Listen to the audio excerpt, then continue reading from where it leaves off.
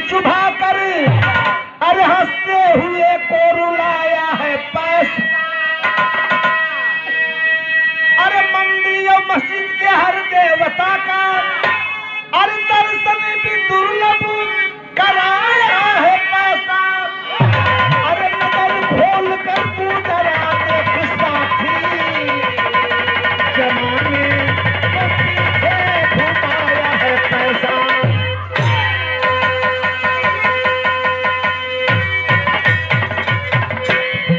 सुनने वाले भैया बाबू चाचा लोग, हाय पैसा हाय पैसा हाय पैसा हाय पैसा हाय पैसा।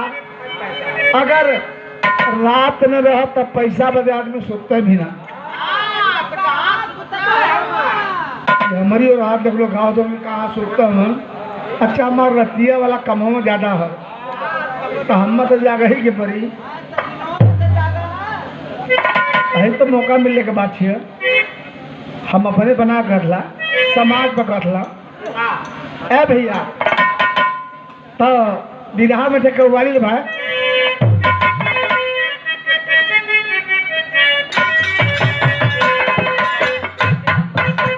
मोती भैया आज के 20 साल पहले हमारे गांव में थे बनिया के नाच आई है और नाच का लवंडा नाम है राम बच्चन यादव।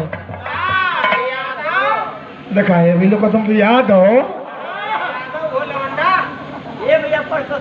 अच्छा सुना प्रकाश यादव सुना वो राम बच्चन यादव इतना कैसे रहना इतना कुरूप इतना करिया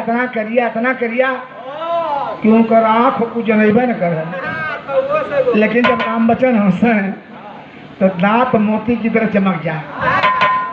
आय है वह राम बच्चन यादव नाम का डांसर एक कव्वाली की गोलन हमारे करिया में धस गई। एक विधा में लिख के गाँव लगली मोती भैया। विधा जगत का कोई कलाकार नहीं बाकी है जो इस कव्वाली को न गाया हो।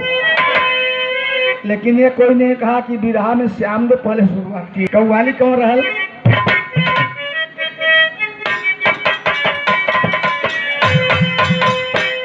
कि मेरी महबूब अब मेरे महबूब मेरे साथ बड़ा प्यार किया। मेरे महबूब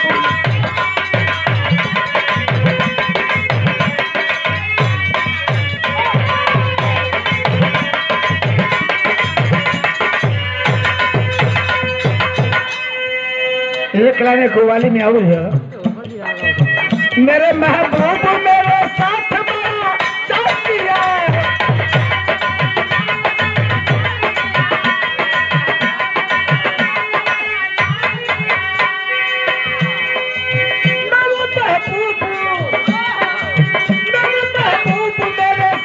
बड़ा प्यार किया।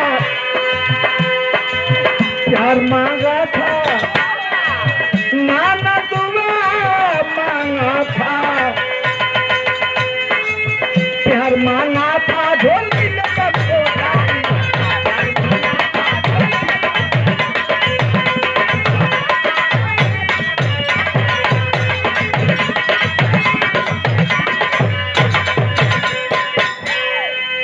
विरहा में लिखे के पर का लिखा बारे भैया खुशियों के लिए हम हुई हमारे बाप होगा हमारे बाप का बाप होगा सब सोचला कि हमारा परिवार हमारा लड़का बच्चा इतना कमा के रख दें कि हमारे परिवार के हमारे बच्चों की कोई तकलीफ न होकर बाहर भतीजा की कोई तकलीफ न होकर। लेकिन जब वह दुनिया छोड़ के चल जाए तो वह भाई वह अपन मेहरारू वह अपन भतीजा वह अपन भाई वह अपन बेटवा कहला कि जल्दी इनके घर से निकाला नहीं तो महका लगी है। महका तो ठीक है कि बस साय लगी है। लिखल गए तेरे खुशियों के लिए अब तेरे खुशियों के लिए तेरे खुशियों के लिए डाल दिया।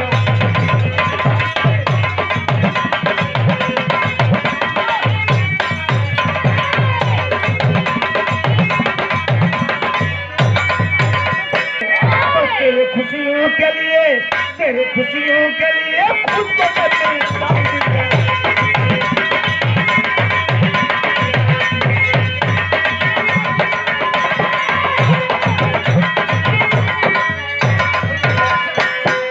₹51 का सब के लिए खुद को करने डाल दिया।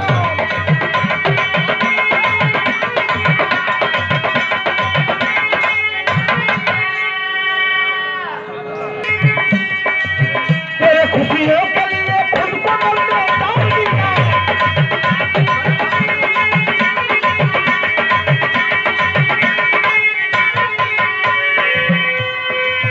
तेरे खुशियों के लिए, तेरे खुशियों के लिए खुद को करने डाल दिया। और तू क्या किया? मेरे प्याली में, मेरे प्याली में, मेरे प्याली में तो जहर का जाम डाल दिया।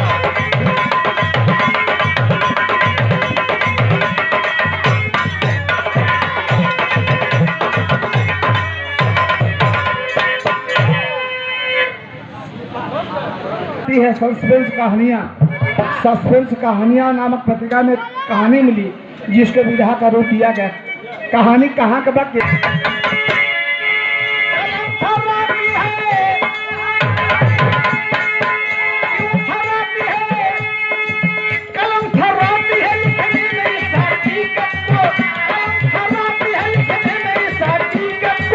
सुना रहा हूँ एक गरीब की मुसीबत को।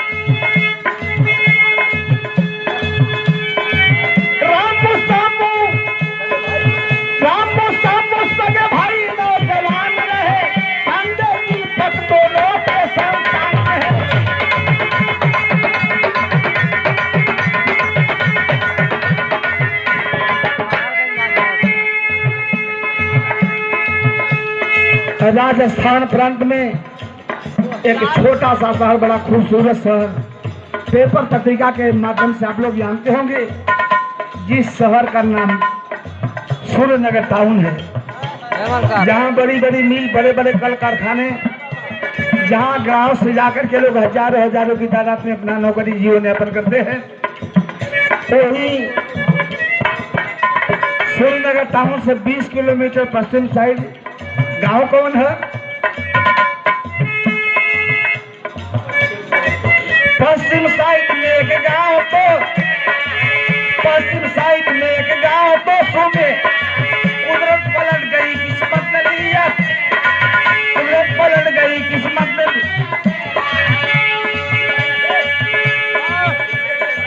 बीमारी से बड़े भाई का स्वर्गवास हुआ, बीमारी से बड़े भाई का स्वर्गवास हुआ।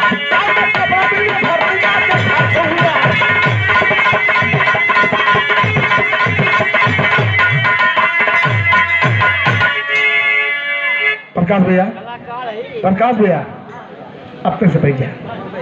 जब हम इशारा कर तो खड़ा हो जाए, लेकिन जब ये ना कर तो लेना तो रखे, ठीक है ना? अच्छा, एक परिवार में 2 भैया हूँ। बड़का भैया का नाम रामू है, छोटका भैया का नाम सामू है। दोनों का बियाह भले, दोनों के पास अपन अपन मेहरारू बनी। बड़का भैया रामू के औरत से एक बेटा है जो का नाम संजय है। छोटका भैया सामू हुन, उन्होंने के औरत से एक लड़का जो का नाम दीपक है, संजय दीपक। चाचा बड़का बाबू के लड़का हूँ, के काम करते हूँ। परिवार का काम निके निके चलत हो भैया। एक दिन अचानक मिल में काम करते वक्त तो बड़का भाई के दिल का दौरा पड़ा। दिल का दौरा पर गिरने, धड़ाम से जमीन पर गिरने तो सांसें बंद हो गई। हाय हाय, रामू, बड़े भाई रामू इस दुनिया से विदा हो गए। परिवार में दुख का पहाड़ टूट के गिर पड़ल। लोग दाह संस्कार के लिए रही वगैरह बीतल। चूंकि रामू का लड़का संजय भी नाबालिग है। उम्र कितना है? 15 वर्ष है। छोटका भाई सामू के लड़का की उम्र 13 वर्ष है। नाम दीपक है। चूंकि रामू का लड़का संजय भी नाबालिग रहल, एले भाई की जगह नौकरी बदे छोटका भाई सामू अप्लाई के दिलन, आवेदन कर दिलन। 1 महीना के बाद आवेदन स्वीकार भयल तब जाके ड्यूटी ज्वाइन कैलन। आ जब ड्यूटी ज्वाइन कैलन तब बड़ा खुश सोचल कि चली तनी भौजी बदे कुछ रसगुल्ला ले ली, मीठा ले ली। 1 किलो रसगुल्ला बनौला लेके लें घरे। भौजाई आंगन में झाड़ू लगावत है आ तबले पहुँचल सामू कहस कि भाभी है आपके लिए हम रसगुल्ला ले आल बानी, एक धीरे धीरे खा ए भैया। भौजैया पुछलस कि बबुआ उन्हें खुशी में रसगुल्ला ले आल बानी। कहलस कि अरे पगली भैया की जगह नौकरी पा गई, तनख्वाह भी हमार 10,000 12,000 मिली, दुगना तनख्वाह, तो हमारे परिवार की स्थिति बदल जाए, ठीक हो जाए। भाई की जगह नौकरी पा गई, भौजाई के इसे करंट लगल। अभी आज हमारे पति जिंदा होता तो कितनी खुशी हो, जितना खुशी हो तो उतना दुखी आज हम मिला। छत आँख से झर आंसू गिरत है। भौजाई के आँख में आंसू देखल सामू जाके समझावत है, तब जागल माटर हमारे कैसे गीत है।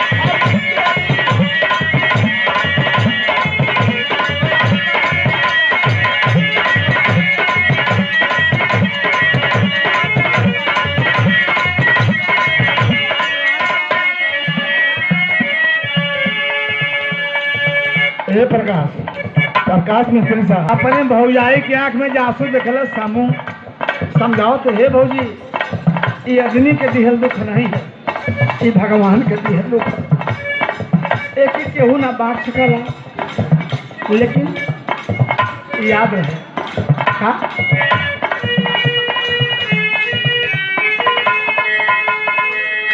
अरे सामू समझावे माना, सामू समझावे माना, अरे बतिया हमारे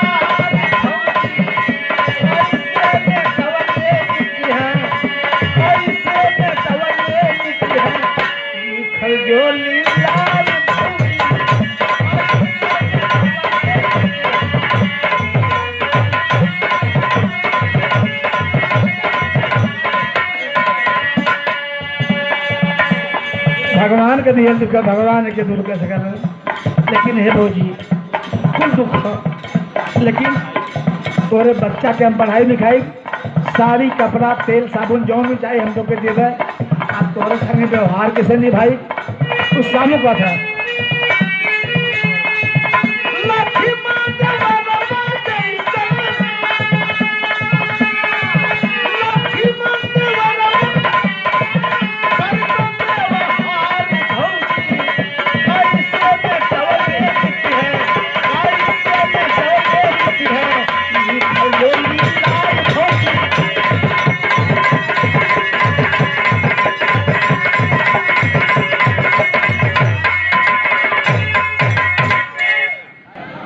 सामू नौकरी करे लगल, आप दिन बीते लगल, धीरे धीरे 1.5 साल दिन बीतल है। सामू मिल में काम करत था, 3000 वर्कर साथ में काम करत हुए। घड़ी में 4 बजे जाता, वो मिल का मालिक जेकर नाम रहा मानीचंद शेख मिल में आए हैं, आवाज लगाए हे भैया लोग है, आधी घंटा बदे हमारा निवेदन है, आधी घंटा बदे मिल बंद करके तैसे हमारे बंगला पा के हमारी बात सुन लेता लोगन। चूंकि मिल मालिक का आदेश है तो जितना वर्कर हो मिल बंद करके अपन हाथ गोड़ धो के कपड़ा बदल के पहुँचना बंगला पर। और जब सेठ के बंगला पर पहुँचलन तो लोग पूछता हूँ कि काहे बदे मिल बंद करौनी है, काहे बदे हमनी के बोलौनी है। पहले बताएं सेठ जी तो सेठ मान के अंदर खाली रोत हूँ और रोत हूँ तो का कहता हूँ तर जा गए।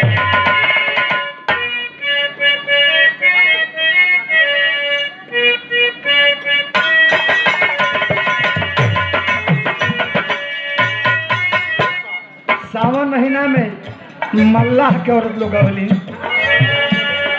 का गवली, यही पार गंगा हो पाई, यही पार गंगा माई, वही पार जमुना हो, यही पार गंगा हो माई।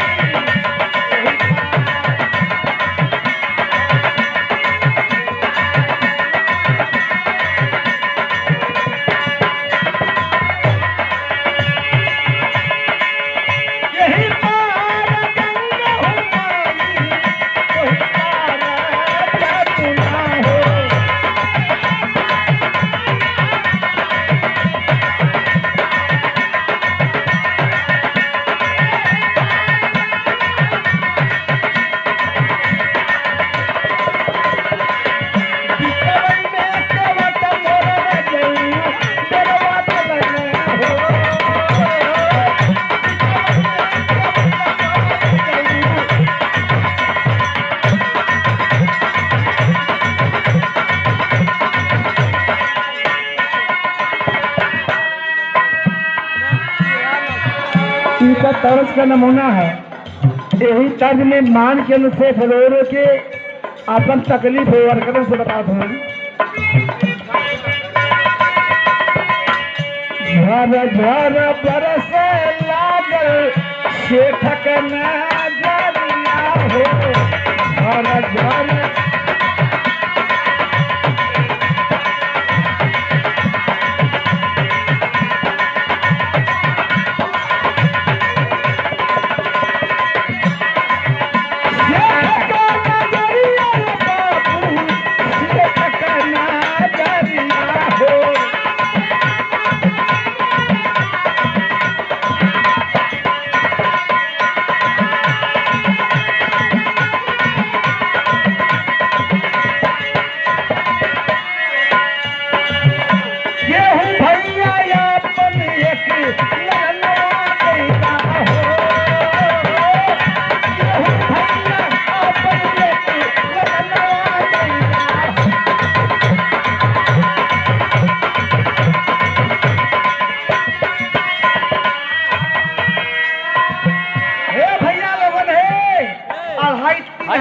काम कर भैया 3000 वर्कर लोग काम करला, क्योंकि एक लड़का हो, क्योंकि 2 लड़का हो, क्योंकि 5 लड़का हो, क्योंकि 6 लड़का हो। तो हमारा सबसे निवेदन है जो करे 5 लड़का से लेकर बाद ज्यादा हो एवं भैया एक जने अपने घर बैठवा दे देता। वो वर्कर को कहना खुशी कर लेना कि भैया सिखवा के तो खुद भगवान को लड़का देना हो, लड़का के रोका करी। एक वर्कर बिचौले में से खड़ा होकर कह कि शेर जी तो लड़का नौकर चाकर बने चाहत। शेख फिर वो लगना कहने भैया हमारे पास नौकर चाकर की कमी ना है भैया। क्या ताकि जब नौकर चाकर की कमी ना आते क्यों लड़का करवा का कहना सुना जे अपन लड़का दे हम का देवे, लड़का हम का करे बतावत है का करे।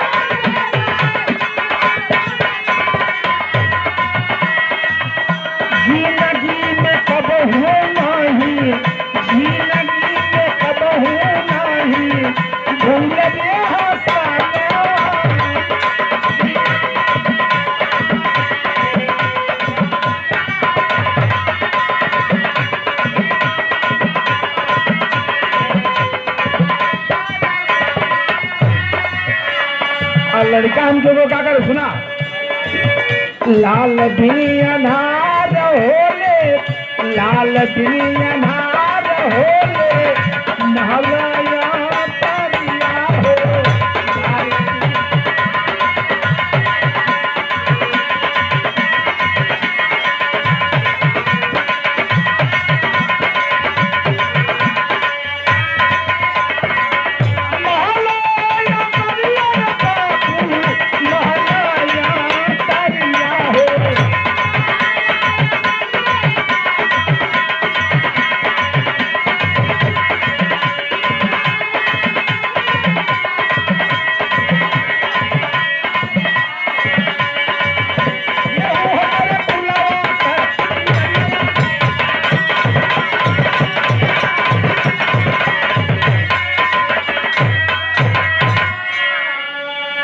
भैया भगवान हमके लड़का को जरूर दिले हूँ, लेकिन केहू के लड़का हम काहे बदे चाहत बानी। हमारे बेटा का बाएं वाली किडनी खराब हो गई। बेटा के किडनी के इलाज जयपुर में चलत रहल। अब किडनी ठीक ना भइल, तब तक 1 महीना पहले हमारे बेटा का दहनी वाली किडनी भी खराब हो गई।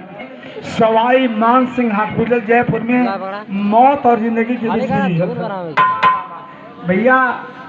और गुर्दा का डॉक्टर केन गुप्ता बतौलियो कि यही उम्र का लड़का लिए बा, ओका किडनी निकाल के तोरे लड़का में लगा दे, तोहा लड़का ठीक हो जाए, लेकिन वो लड़का मर जाई जौन के किडनी निकाल के तोरे बेटा में लगाई। तो क्यों क्या देता भैया, आपके बेटा मुँह बेटा वाला हो जाए। वो वर्कर कहने चले से खवा सारे के देखा एक मिल में नौकरी कर जाता का मतलब का गुलामी कर जाता, नौकरी कर जाता पैसा देला मुँह मांगल पैसा दे कहत। अरे कमर निर्दयी पैसा दे ही हो, जितना वर्कर न हो गाली दे तो चलना अपने क्वार्टर की हो। समूह भी चला, लेकिन समूह के दिमाग में रुपया गुजत है कि औलाद के गम फौलाद के पानी बना देला। सेठवा के लड़का के किडनी खराब हो, ये समझ लड़का दे मांगो रुपया दे, सेठवा के पैसा कमी हो ना। एक बेटा हो, बेटा भी ना हो क्या तो बड़ा भजौले के बड़ा बढ़िया मौका है। अच्छा घरे पहुँचल, घरे पहुँचल है, खाना पीना खा के जब चारपाई पर सुतल है तो सुत के सोचत है तब बदल गए।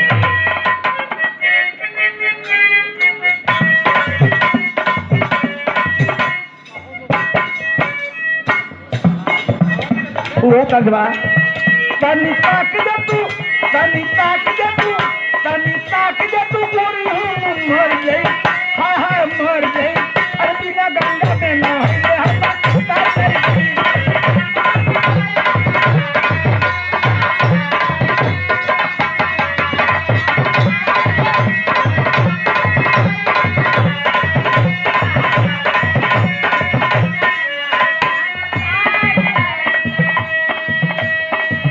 सामने सोच के सोचे थे का सोचा सामूला का, सोचा सामूला का, सोचा सामूला का योजना बनाई गई, आई बनाई गई, यही कर घर आ गई।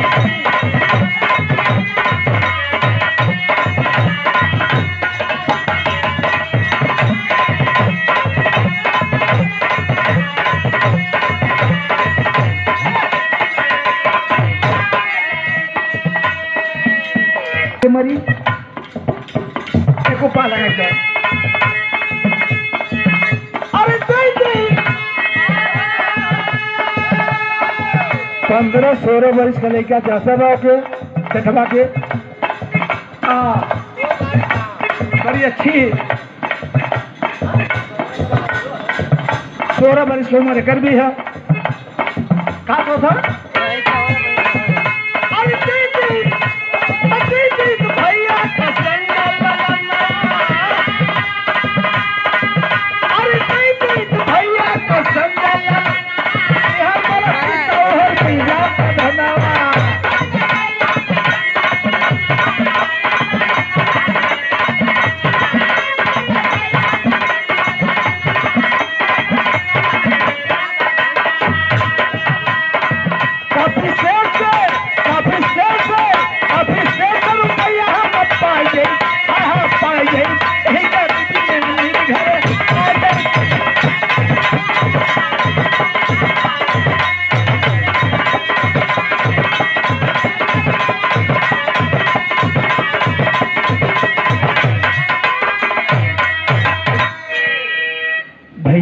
लड़का संजयवा के दे दी।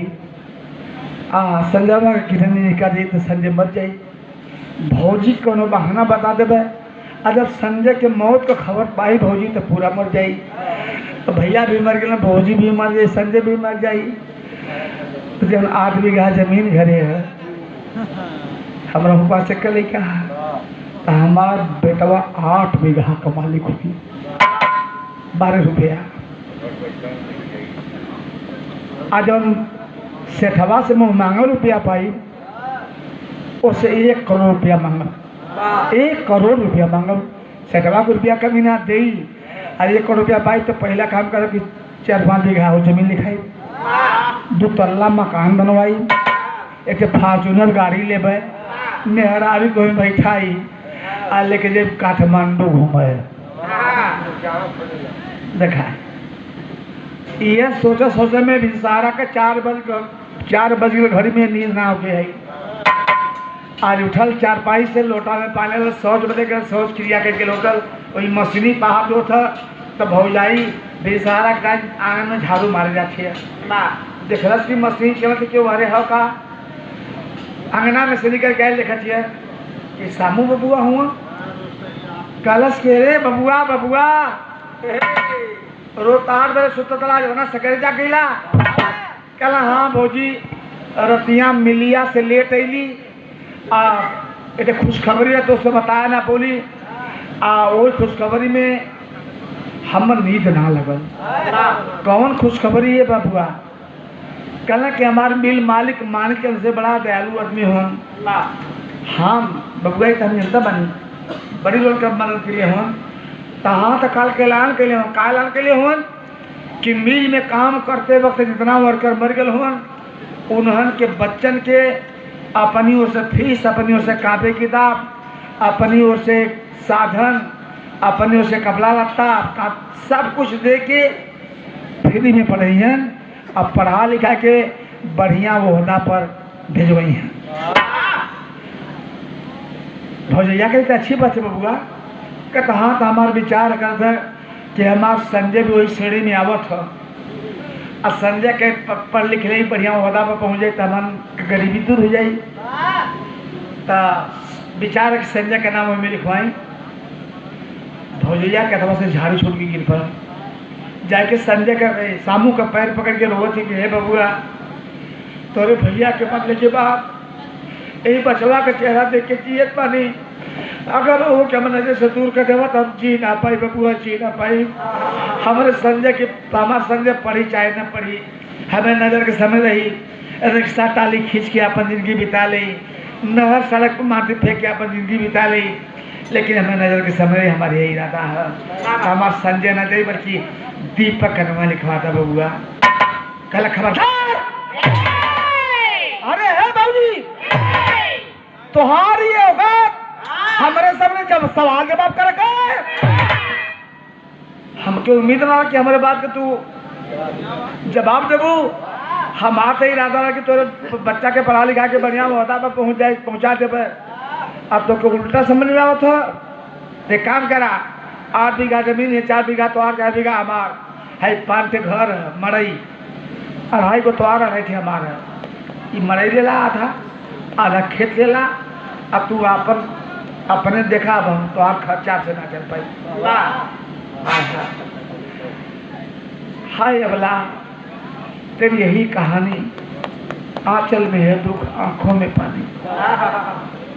रोवा लग रहे बबुआ बुरा मान गया हमारे बात के, हमार बात बुरा लगे लड़के आपसे क्षमा चाहते रहे बबुआ। जैसे मन कर तैसे ले जा पढ़ावा लिखावा हम ना बोलो। हाय हाय समूह कलश कैलू जग में जल्दी से ना आओ दवा आजियो भर का वक्त हुआ है। आज एडमिशन ना हो तो फिर ना हो पाई। मातारी झटाझट लड़का के नहवा धोवा के कपड़ा पहनावा थी सोचत छेड़ो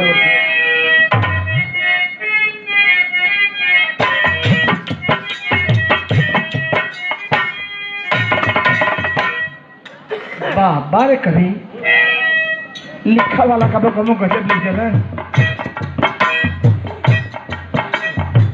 एक गीत में भाव है विद्या के प्रति मतारी की कितनी ममता होले और बिटिया के प्रति बाप की कितनी ममता होले। का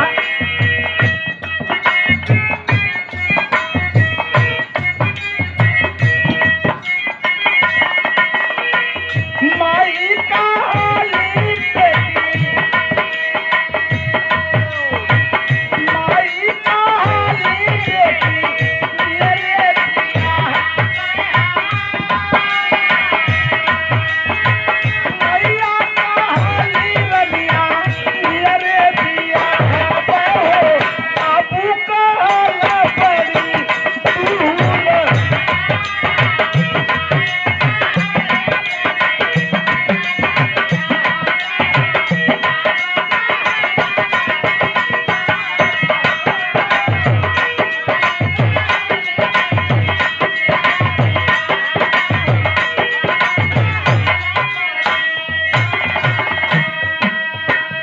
सुना कपड़ा बेटा के कपड़ा पहनाओ जो मतारी रोज है आंसू है तब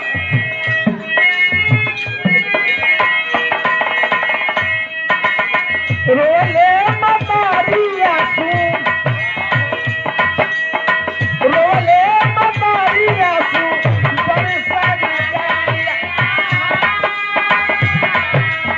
रोले मतारी आंसू बरसा नजरिया हो, दवा के गाना वाला गाया।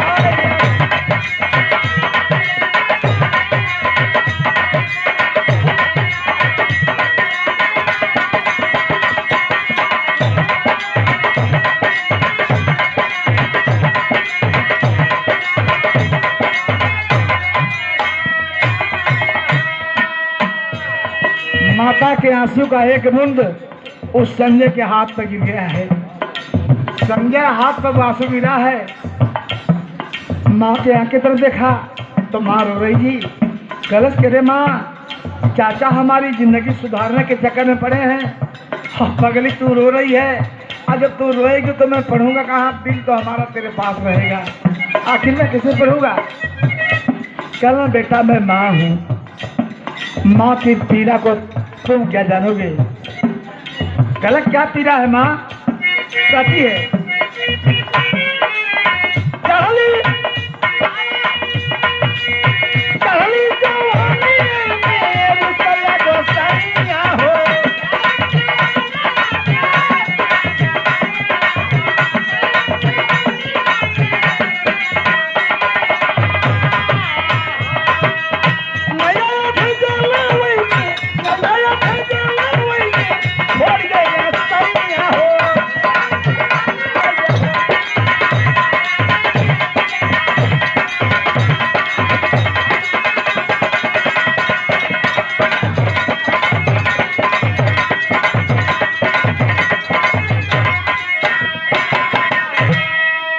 ₹100 का आशीर्वाद परम पूज्य पिताजी मोहनलाल, लेकिन तुमको वचन दे के जा रहा हूँ कि महीना भर के अंदर एक दिन जरूर अब तुमसे मिलने आऊँगा। चिंता मत करना। तू रोएगी पगली तो मेरा पढ़ाई में दिमाग नहीं लगेगा, इसलिए तू हंस के विदा कर। कपड़ा पहना देती है, वो बस सामू लेके चल देता है। और जब चल बाबू तभी रात से तेरी में निकलेगा।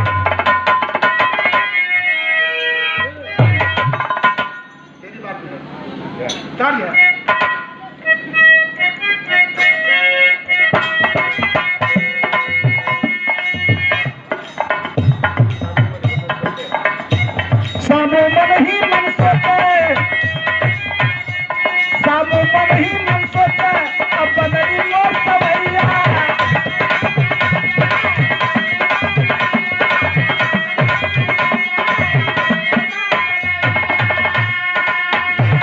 संजय के बल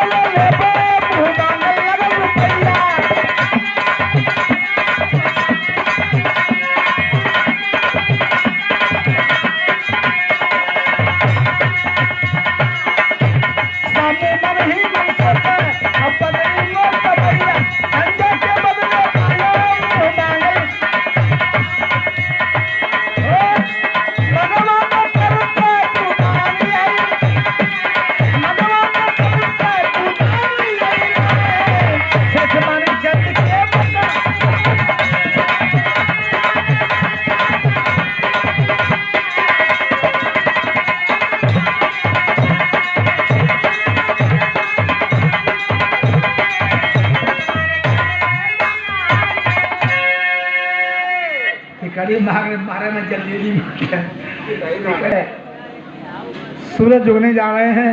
सामू पहुंच गया है सेठ के बंगले पर। सेठ के बंगला की सीढ़ी बाहर से है और संजय को लेकर सामू सेठ के बंगला वाली सीढ़ी पर जो बाहर से है उस पर चढ़ा है। 7-8 घंटा चढ़ल है और तबले वही मिल के 3-4 थे कर्मचारी। सुना भैल का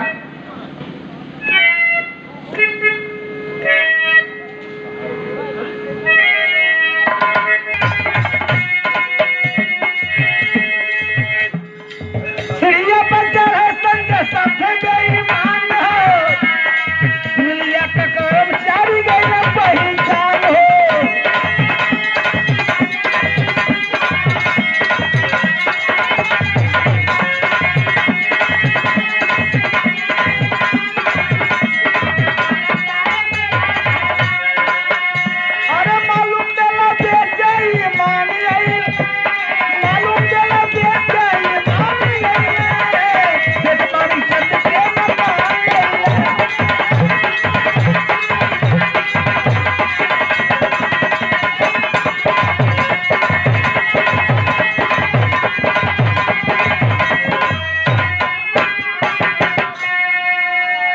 हाय हाय 3-4 थे वर्कर चाय नाश्ता करके पान पत्ता खा के आवत हों। आज जब देखलें कि संजय सामू के लेके बंगला वाली सेठ के बंगला की सीढ़ी पर चढ़ा था, एक वर्कर दूसरका से कहला कि हे हाँ तो का सेठ के बंगला वाली सीढ़ी पर खींच था। दूसरका का कह रहा है तो सामू हो, तो तीसरका का पिछवा रामू भैया के लेकर संजय है। अब तब चौथका कलश करे हे भाभी कलिया समय का बात है सेठवा के लेकर किडनी खराब है, कहता कि जी अपन लड़का दे के मांगो रुपया दे। तो कहीं रुपया के लालच में भौजी के झांसा दे के समूह संजय के लेके तनाव बेचब दे। अरे यार ये खबर संजय के मतारी के लिए जरूरी है। सब बैठ गए, अब बैठ गए तो कहने का तर्ज मास्टर है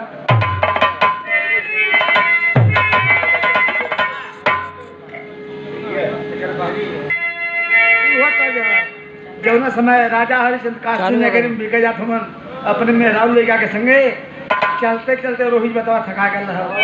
ऐसे बात कहले रहल ये बिना काशी का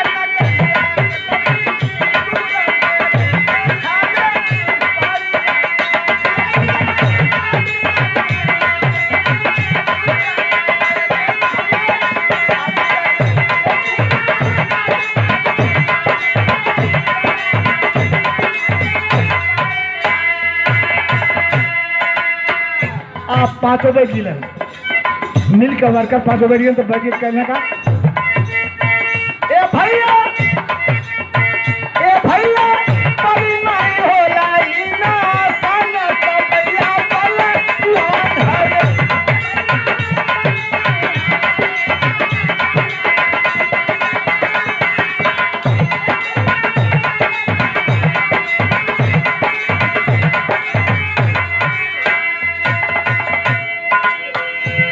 तो भैया बली नहीं होला इंसान समैया बलवान हवे।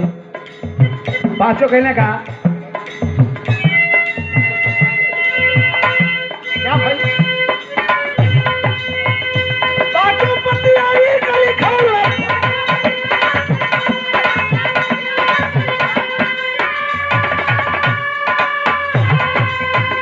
सामू के घरवा भलिया सामू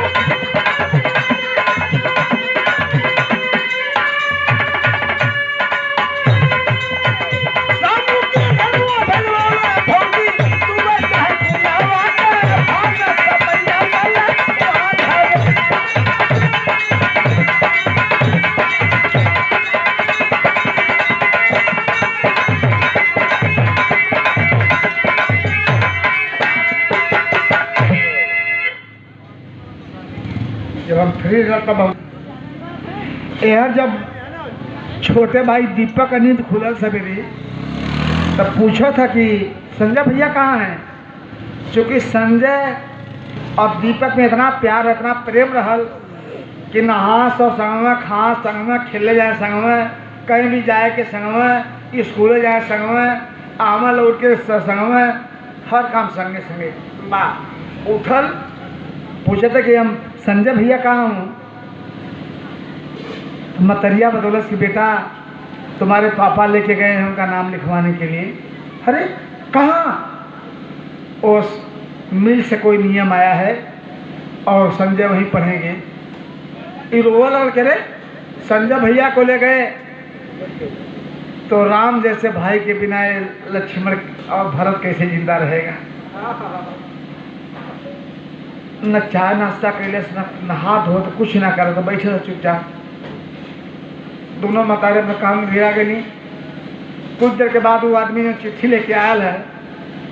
संजय दोनों बैठे पूछे तो बेटा सामू का घर यही है? कल हाँ। चाचा कहाँ से आल बनी? कल उसके मिल से आए हैं। कहा बात है चाचा? क्या तुम्हारी माँ है? क्या तुम सामू के लड़के हो? कल हाँ। क्या तुम्हारी बड़ी माँ है? कहो तो बाजार गई हैं। और तुम्हारी माँ? वो भी साथ गई हैं। कब तक आएंगी? मालूम नहीं। बात कहा चाचा? चिट्ठी तो लिखी बेटा यह पत्र है, बहुत इमरजेंसी का पत्र है, तेरी बड़ी माँ को बहुत जल्दी दे देना, देर मत करना बेटा, इसको बहुत जल्दी दे देना। कहा ठीक बात।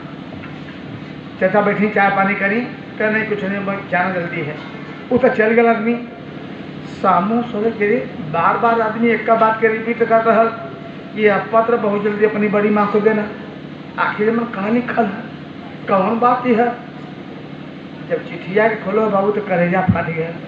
अरे बाप रे बाप, हमारे पापा पढ़ावे के ना बल्कि बेचे के लिए गलवन। भैया हमारे पिताजी हैं, हमारे भैया किडनी निकाल जाई तो राम के बिना या भरत कैसे जिंदा रहेगा? हम भी जहर खा के मर जाएंगे लेकिन तुमको नहीं दिखाएंगे। पिता यही सोचे ना कि भाई का जान चला जाएगा तो बड़ी माँ भी मर जाएगी, सारी दौलत का मालिक मैं बनूंगा। नहीं, मुझे दौलत नहीं चाहिए। सिकंदर जैसे दुनिया में वो लाखों के बाली थे, चला सिकंदर दुनिया से तो दोनों हाथ खाली थे। बाबा नहीं चाहिए दौलत। राजा श्री मोहरम ध्वज, हरिश्चंद्र, कर्णदानी तमाम लोग आए, वो क्या साथ में लेकर गए? खाली हाथ आए, मुट्ठी बांध के हाथ फैला के गए। क्या लेके गए? तो हमें दौलत नहीं चाहिए, तब तेरी भाव हो।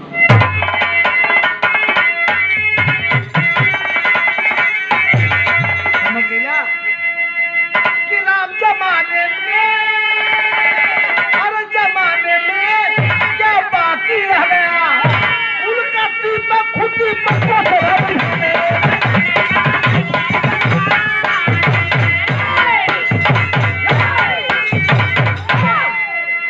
दीपक खुद दीपक को चला बुझाने। जमाने में क्या बाकी रह गया? कैलाश का बाबू खिड़की बंद किया, पत्र लिखा कि जो काम कर रहा हूँ अपने सोचा अपनी मर्जी से, इसमें किसी का दोष नहीं है, इसके बदले किसी को न फंसाया जाए।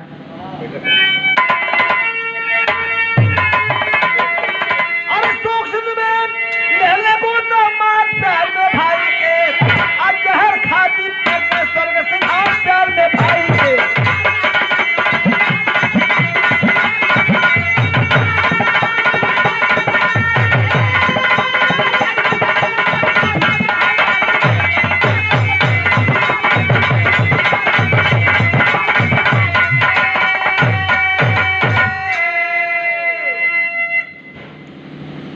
ये तो जहर खा के सामुत एक पैकेट सल्फास का गोली गेहूं में रख बदल लिया के रख ले रहा। संजू से ताका पर लोग के दीपक रख ले रहा। खिड़की दरवाजा बंद करके पत्र लिखा और लिख के सिरहाना रख करके पूरा लोग बताते हैं कि एक पैकेट में कम से कम 10 से 15 गोली होती है। कुछ लोग 10 गोली बता रहे हैं, कुछ लोग 6 गोली बता रहे हैं, जितना भी होता था एक पैकेट में पूरी की पूरी गोली खा के पानी पी के सो गया। समय ना बीतल हो बाबू, 15-20 मिनट ना बीतल, पूरा शरीर नीली हो गई और उसी घर के अंदर बेड पर छटपटा करके तड़पते हुए अपने प्राण को त्याग दिया हुआ दीपक। यार सामू मुँह मांगा रुपया लेके संजय के सेठ के सोम के कुल बुद्धि बता के धीरे से चलकता है। देखला संजय की चाचा जात हूँ कैलाश का आराम हो।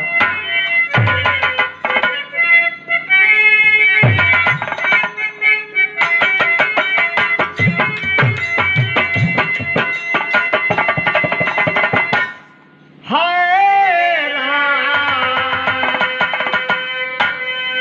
दूसरे बदे कुइया गे तो दूसरे बदे कुइया गे खुदावे दुनिया में पंचो ओकर बदे मालिक से गइए ये करना ही दुनिया के केहू बताइया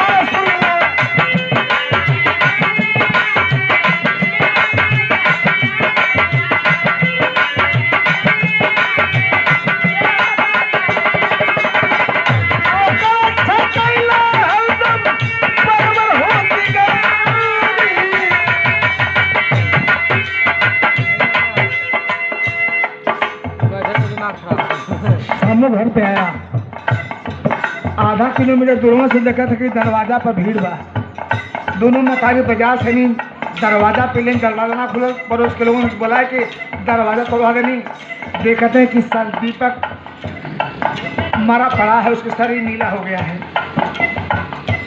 छाती पीट के दोनों मकाई रोत है सामू रुपया का बैग दबले मगैया पान गुलवले चली आवत है देखा था आधा करे उनके दोनों से कि हमारे दरवाजे पर भीड़ का है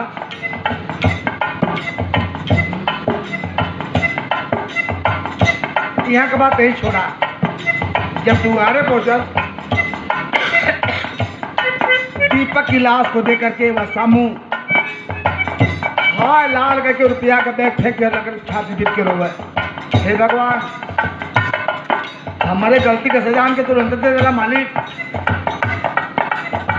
क्षमा करा अब ऐसा गलती ना हुई मालिक ऐसा गलती ना हुई अब तो हमारे खुदवत हुआ गए अब हम क्या करी यहाँ का बात नहीं छोड़ता तो गांव का प्रधान लेने कहना क्या है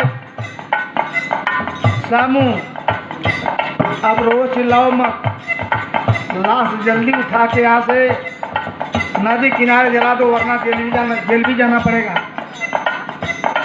लोग लाश उठा के अपना जलाओ बदे ओहर मानचंद से जौन संजय के खजरे हुआ लेके पहुंच गए अपने फॉर्च्यूनर गाड़ी से जयपुर सवाई मानसिंह हॉस्पिटल में खून टेस्ट हो गया पेशाब टेस्ट हो गया ऑपरेशन थिएटर में जाने की तैयारी है तबले भैल का बाबू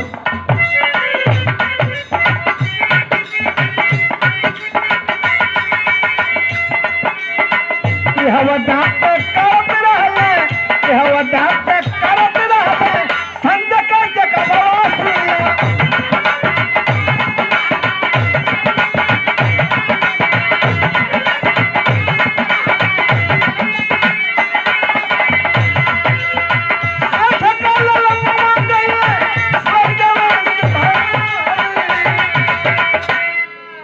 ऑपरेशन थिएटर में तब आई खबरिया पर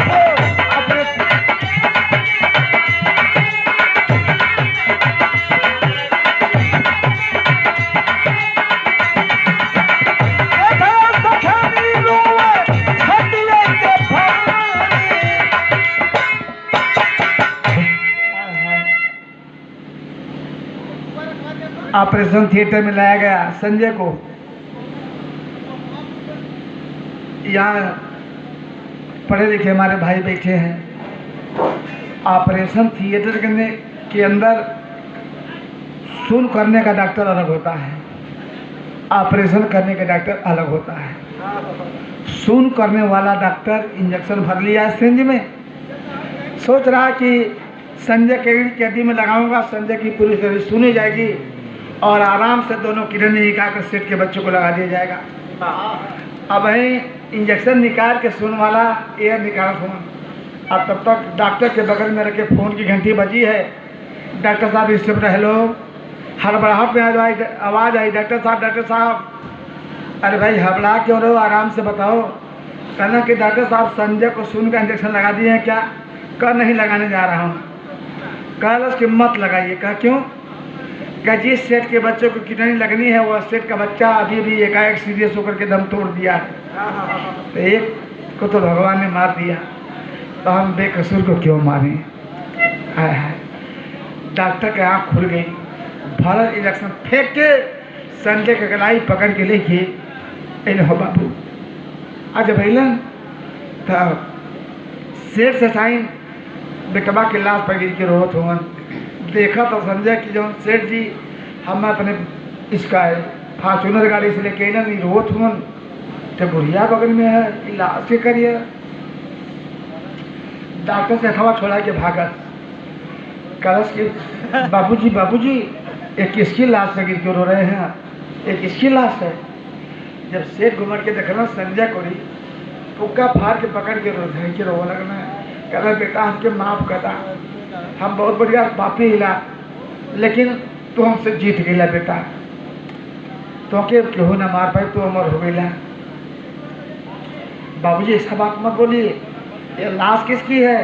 कहे हमारे बेटा की लाश है, तुम्हारी किडनी में इसके अंदर ले निकलवा कर इसको लगवाता, लेकिन ऊपर वाले को मंजूर नहीं होता है, इसलिए कहा है वही होता है जो मंजूर खुदा होता है, जो खुदा को मंजूर वही होगा।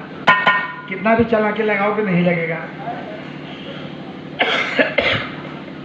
सेठ मानीचंद कहे बेटा संजय हमको माफ कर दो और माफ करते आओ हमारी गोद में बैठ जाओ, आज से तुम्हें गोद लेता हूँ, तुम हमारे दत्तक पुत्र हो, सारी जमीन जायदाद का मालिक तुम रहोगे, क्योंकि वो हमारे पास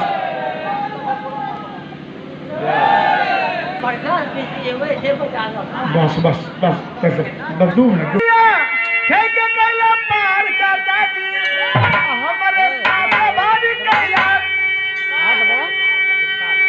हमारे साथ बारी कैला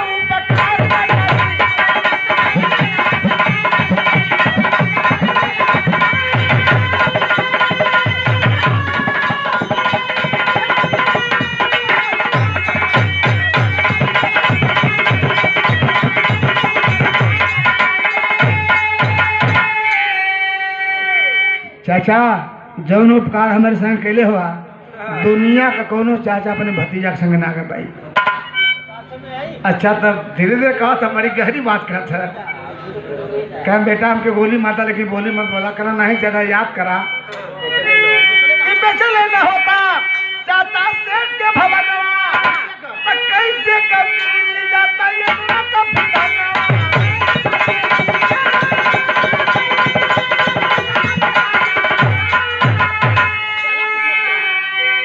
चाचा तुम्हारे एहसान इतना है कि बेचले ना होता तो इतना बढ़िया जो तोरे भतीजा के साइकिल से चला के सोना रहल, आज ही तुम्हार भतीजा फॉर्चूनर से चलत है, ये तोहार देनी है।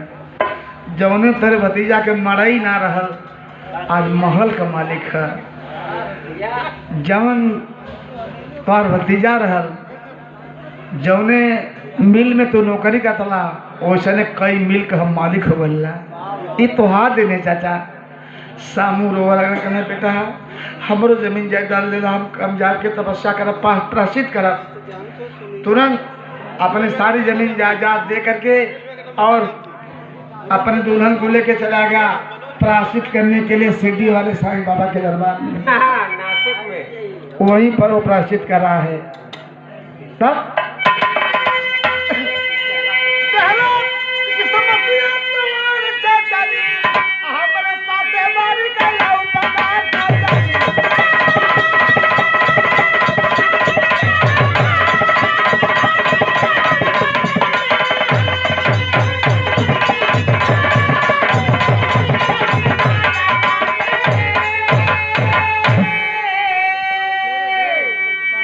गुरु बिहारी पत्तू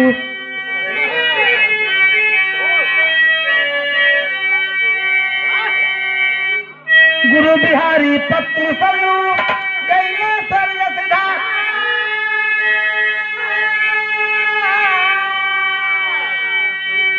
सोई से पूरे स्वर्ग में गए देखे घुर भारी को